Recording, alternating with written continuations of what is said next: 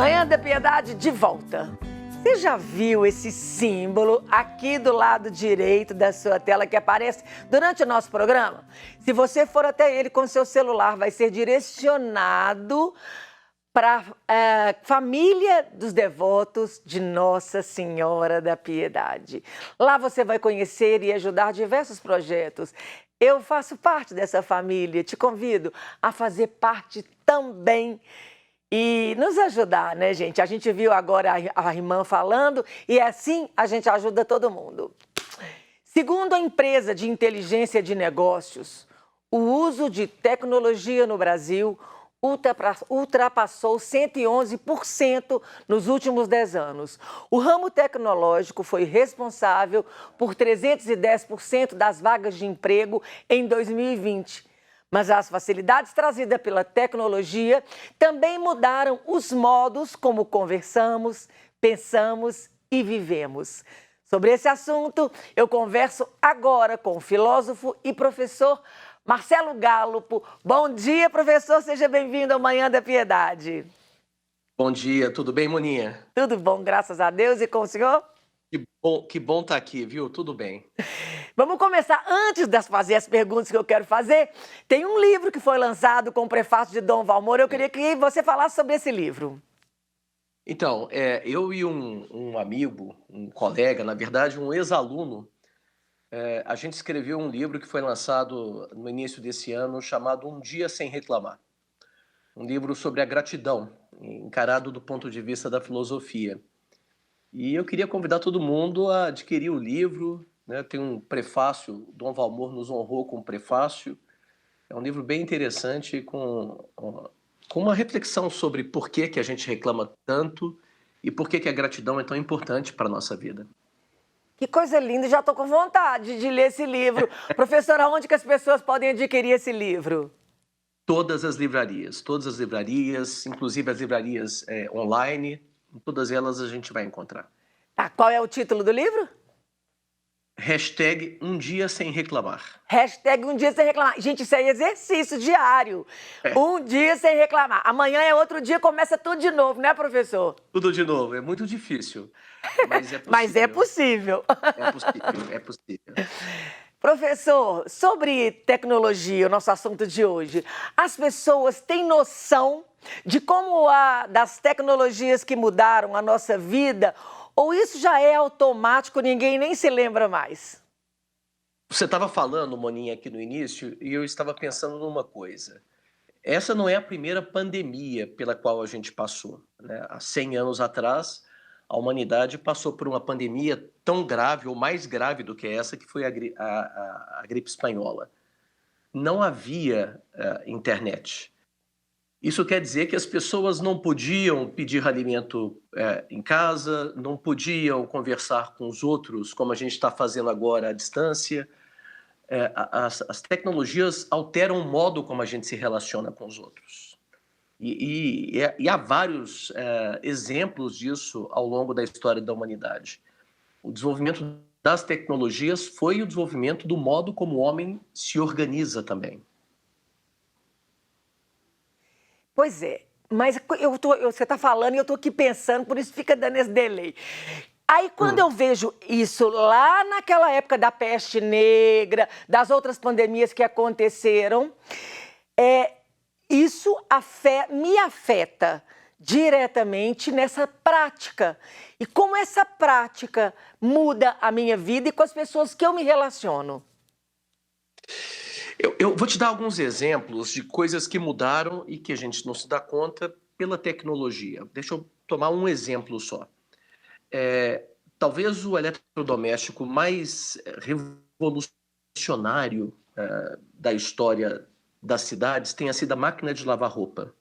Até a invenção da máquina de lavar roupa, uma mulher, ela tinha que ficar em casa e ela passava o dia inteiro lavando a roupa de 6, 7 pessoas, que era a média das famílias na virada do século XIX para o século XX. A máquina de lavar roupas liberou a mulher para o mercado de trabalho. E isso foi uma revolução, não precisa nem dizer, né? Eu vou dar um outro exemplo ligado à pandemia. Até o século XX, até o século XIX, na verdade, o normal da vida das pessoas é que os filhos morressem muito cedo. Uma família que tinha 10 filhos, a maioria ia morrer na primeira infância, até 4, 7 anos de idade.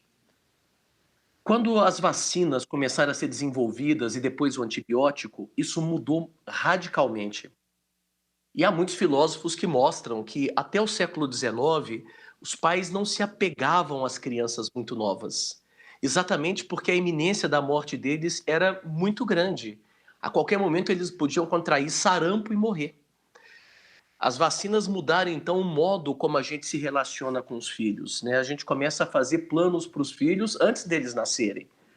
Isso também mudou muito no modo como a gente se relaciona uns com os outros. É sensacional quando você fala da vacina, que o povo agora não morre mais, vive eternamente também. Precisa dar uma organizada nisso aí, né, professor?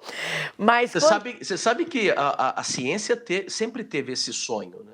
Um sonho que talvez seja irrealizável. Uma vida biológica eterna. Desde a antiguidade, o homem busca por isso. Mas pensa, vai encher o planeta. Por Esse é um isso que problema. precisa ter pandemias recorrentes para organizar, né? Você sabe que São Jerônimo já dizia isso, né? São Jerônimo, ele dizia que o mecanismo para acabar com a morte era todo mundo morrer. Era preciso matar a morte, vencer a morte. E para isso era necessário que todo mundo morresse. Né? Mas o fato é que desde também já há muito tempo a gente tem essa noção de que o aumento populacional tem um impacto muito grande no meio ambiente, nas condições da nossa vida. Professor, aí você falou da máquina de lavar roupa, maravilhoso, uma coisa louca. Depois vem a máquina de lavar prato e agora vem o robô que varre sua casa, que você sai de casa, fecha tudo, bota tudo funcionando e tá bem. Mas esse excesso de tecnologia, como o celular e os aplicativos de conversa, é aquele que afasta quem está próximo e aproxima quem está longe. Esse excesso de tecnologia mudou a relação entre os homens e as mulheres também? Mudou. Moninha, a gente diz que o celular, ele permite que eu esteja ao mesmo tempo acompanhado e sozinho. Eu estou do lado da minha parceira, do meu parceiro, cada um no seu celular. Nós estamos juntos fisicamente, mas em mundos diferentes. Não é só o celular. Eu vou te dar um outro exemplo que é muito interessante. Existe um filósofo chamado Bauman. Bauman diz nos livros dele que o eletrodoméstico que era mais exemplar dos anos 50 e dos anos 60 era a televisão. Cada família tinha um aparelho de televisão. E quando você ligava a televisão na sala, esse era o momento em que a família se reunia para assistir o jornal, assistir a novela. Bauman diz que hoje o eletrodoméstico que nos simboliza é o micro-ondas, que é o eletrodoméstico da separação, da dispersão das pessoas. Porque ele é o eletrodoméstico que permite que eu, minha mulher e cada um dos meus filhos tenham refeição em momentos diferentes. Então a gente não precisa reunir nem mais para fazer uma refeição em comum. Isso é uma tendência da vida moderna. E é uma tendência muito ruim, porque gera consequências muito danosas para a gente, porque a gente é essencialmente seres sociais. É verdade. Eu sou dessa época, na minha casa era uma televisão sem controle remoto, com aquele botão de girar assim. Não. E tinha até umas com controle remoto que o botão girava. Mas isso era só em casa de gente rica que tinha. O botão que girava tinha só 5 canais. Isso.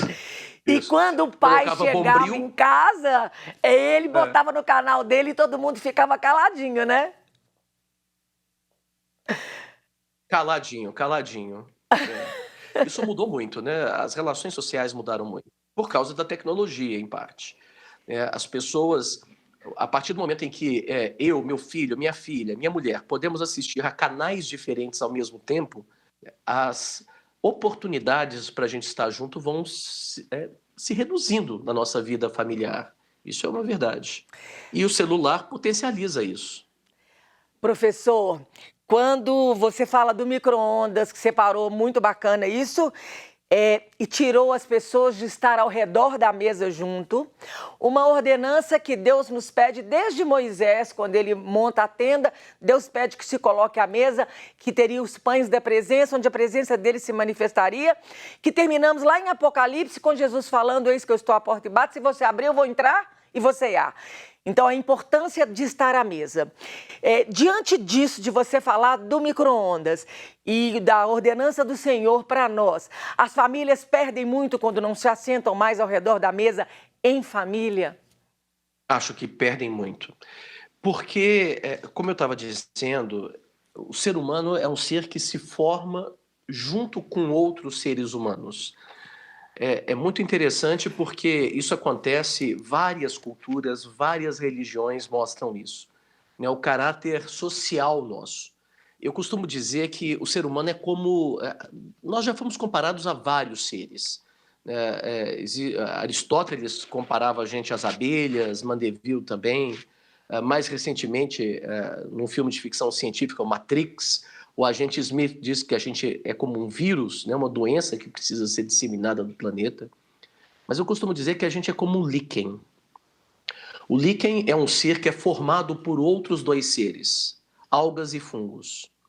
Se você tira um deles, o líquen deixa de ser líquen e volta a ser alga ou fungo. A gente é mais ou menos assim.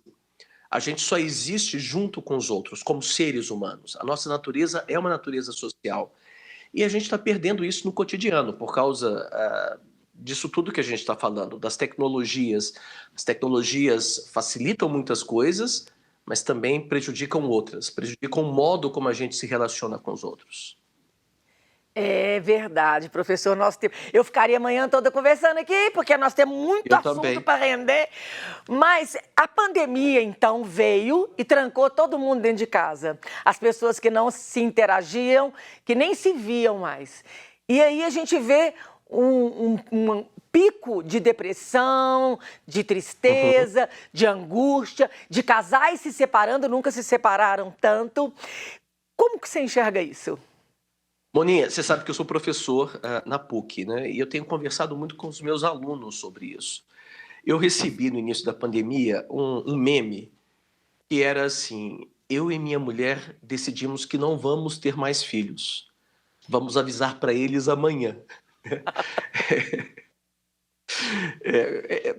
Eu acho que isso aconteceu no primeiro momento, né? O fato de que as pessoas se viram obrigadas a conviver mais tempo com seus filhos, com seus pais, com seus esposos, com as suas esposas, fez com que muita gente quisesse se separar. Mas eu tenho a impressão também que à medida em que foi avançando a pandemia, as pessoas começaram a perceber as vantagens de se viver com alguém. Muitas pessoas solitárias estão aí para mostrar como que viver sozinho nesse tempo, né, vai ser quase 1 ano e meio já presos em casas, como que isso é ruim para a gente. É muito bom ter um outro próximo. É difícil. Eu tinha uma amiga que dizia o seguinte, ela tinha um casamento muito bom, ela já faleceu, e as pessoas diziam para ela assim: nossa, a sua vida, o seu casamento é um mar de rosas, né? Aí ela falava assim: em todo mar de rosas tem muito espinho também. Tem muito espinho na vida. E acho que faz parte da sabedoria a gente saber lidar com isso, podar os espinhos e deixar as rosas. Muito lindo, muito lindo. Professor, muito obrigada pela sua presença aqui no Manhã da Piedade.